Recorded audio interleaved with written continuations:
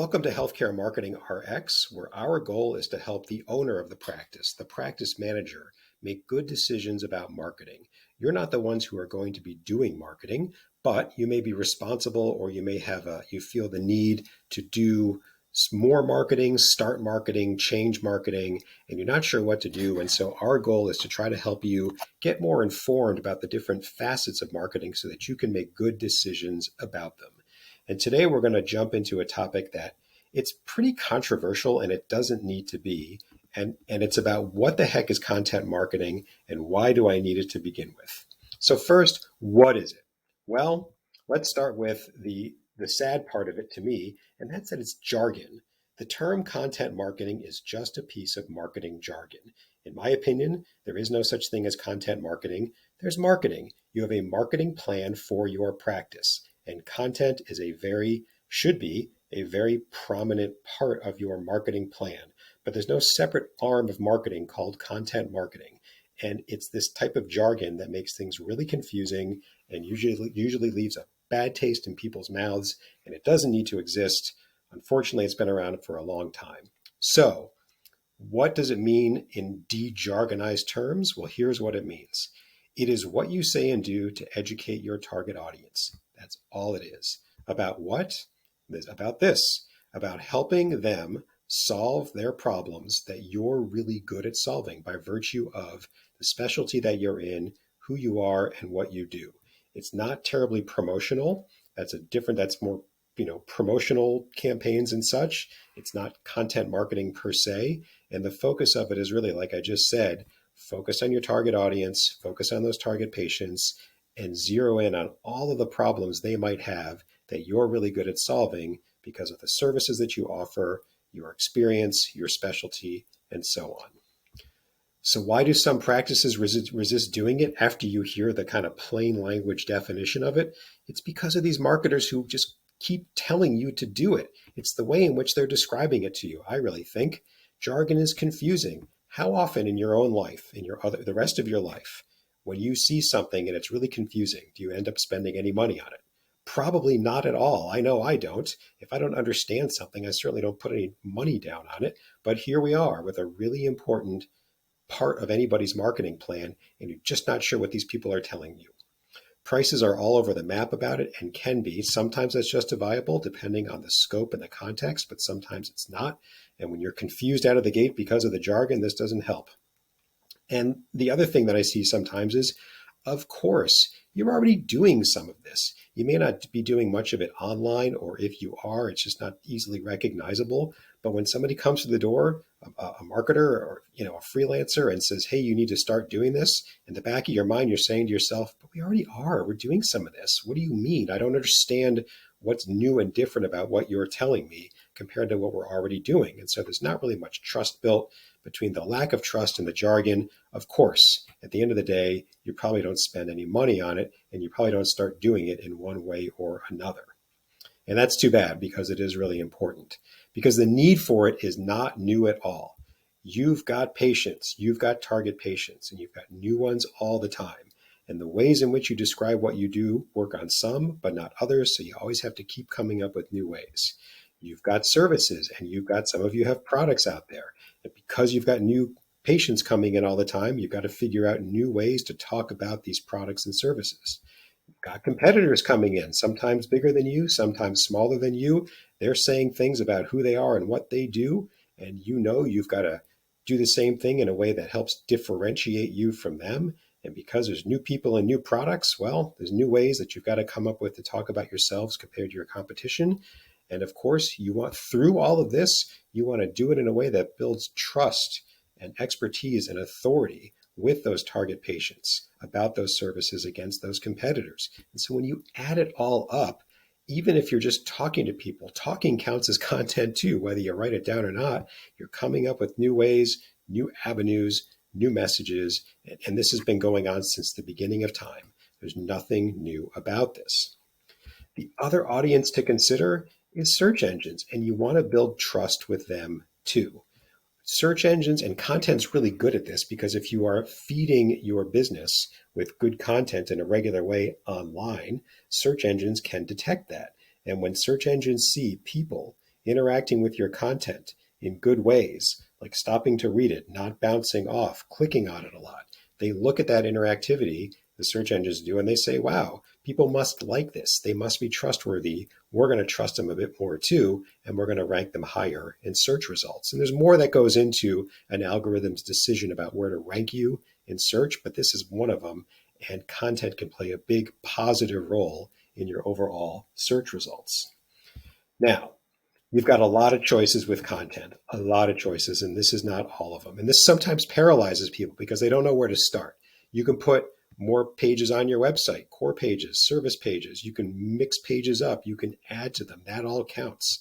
You can do blogs or newsletters. You can do video. You can do FAQs and keep adding to those.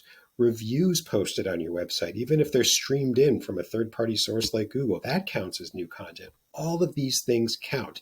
And so on the one hand, you've got all these great choices in front of you, but on the other hand, it can be difficult to know where to start. How do I do it? How do I do them well? What the heck do I do? And so come back to that one in a second. But kind of a plug for the online uh, type of content. There's some advantages compared to printed or offline content. On the one hand, first, it's available forever, right? If you put a website page up, it's there as long as you keep your website live. It's not like you have to worry about now it's the end of, say, a trade show or a conference or a health fair or, a chamber of commerce fair or whatever it is. Once that show is done or once that event is done, that content comes down too. It's easy to change. I know I've been in this position. We do a lot of online work, but we do print stuff from time to time that we want to give to customers. If you've had this experience of, let's say you print a brochure or you print something educational, and then you print 400 or 500 of them and you spend a few $100 on that. And then like the next day you say, oh, I wish we changed this.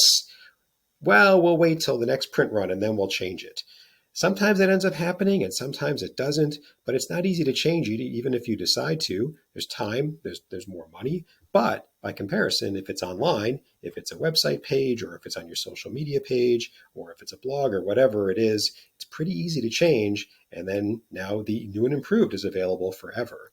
And then another part is that it's easy to track, right? Everything online is pretty easy to track. You can watch to a shockingly great amount of detail how somebody or how a population of people interact with your website, with your social media platforms, with individual pages on your website, and on and on. What they did, how long they stayed, was it good? You can make decisions about these things based on what you can track and make them better all the time. It's a lot easier than the offline versions of the same. The offline versions of those are trackable. There is a way to build in tracking mechanisms to see if something worked, but it's more difficult to do. It's not as durable as it can be online as it is online. And so online here has the advantage. So if I've caught your attention about good content, what a good content plan looks like, here's what it is. So if you're thinking about changing content or starting doing more regular content in your marketing plan, here are the things that you want to look for. So if you ask an agency to give you a proposal, if you don't see these three things in the proposal, absent anything else, you really got to raise your hand and ask them questions, or you really got to, in our opinion, be a bit concerned about it. First, it goes where your target patients are. So if your target patients, for example, spend a lot of time, let's say, on Instagram or on Facebook, or you're not sure, it's got to go where it's got to go to those platforms. If you're not sure, then do what we do, which is not because we're not sure, but because we want to be in a number of places. Take a total online presence approach: website, main social media platforms, Google, and one or two others, and make sure that you've got a good content presence, a good overall presence on all of those major platforms. But if you're different and you want to say, and you're pretty sure, you know what, our population spends a lot of time on Instagram, then make sure you're really, really paying a lot of attention to Instagram. Next, because you're in healthcare and because healthcare and salesy just don't go hand in hand, you want to have a good, proper mix of educational content versus promotional content. Market Advisory Group, we say it's about 75-25. 75% of the content we do for our clients is educational in nature, and the other 25 is promotional. It's really kind of light touch promotional. Educational means that we are blogging about topics that are about the problems that our patients face. For example, one of our clients is a speech therapy practice, and if you're a really young child, even below 1 year of age, there are certain sounds that you should be able to make by the time you turn 1 year old that some children are unable to make. So we've been blogging a lot about those sounds, what they are, what good looks like, what problems you might see as a parent, and how you might want to solve that on your own. And if you can't, good speech therapists can help you. There's an outline for just a basic educational blog topic right there. And that can be done with video. That can be done in a number of ways. We've chosen blogging at this point, but just to make the point. And promotional can be things like, we've been doing this a long time. We have a lot of experience in our field. You don't have to get very salesy like in the consumer side of life. Remember, you're in the healthcare side of life. And so promotional means different things. And then lastly, probably most importantly, is to be consistent. Pick one or two avenues and just do them consistently unless you've got the budget to do more than that. I'd rather see you pick one or two types of content to a particular target audience and do them consistently and get good at them over time, rather than picking, say, 4 or 5, but only doing each one of them every once in a while. Sporadic does not work. Consistent does work. If marketing's going to work, you have to do it consistently. You just do. It takes time to catch the attention of people. It takes time to change their mind about who they're using now to switch over to you. And consistency is the key to getting that done. So again, if you're thinking about changing up content, adding content, beefing up content, whatever it might be, and you're talking to outside agencies, or you're thinking about starting yourself with some of your staff, you got to make sure you're checking these 3 points right here. So thank you for listening. Our library of healthcare marketing RX videos is growing. You can find them at marketadvisorygroup.com, and you can also learn about us, Mark Advisory Group, at marketadvisorygroup.com. Thank you.